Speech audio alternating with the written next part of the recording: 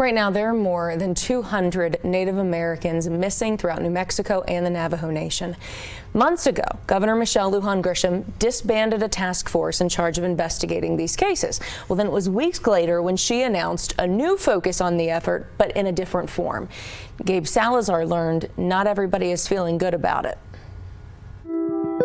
We were finally getting somewhere in the national crisis that New Mexico was making this huge difference. Darlene Gomez legally represents 20 families who have a missing loved one.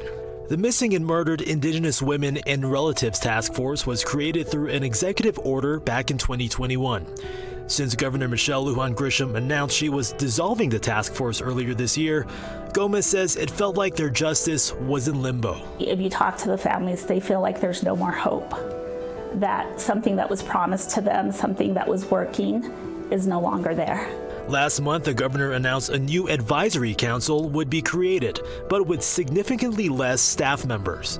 Gomez, who served within the original task force, says she's worried about a lack of transparency and communication. My phone calls go unanswered to law enforcement, to the Indian Affairs Division, so I no longer am able to just make a phone call to follow up on a missing family member. The crisis hits close to home for Gomez.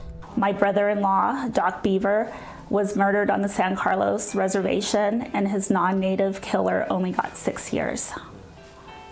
And in my community, I can just name person after person that's gone missing, and they're still missing today. That's why she's leading a team of advocates to bring those concerns to state lawmakers and codify the original task force into law, rather than an executive order. We're afraid if it just goes into an executive order that it'll end. They will bring these concerns in the upcoming legislative session in January, hoping to bring them one step closer to justice. Gabe Salazar, KOB4.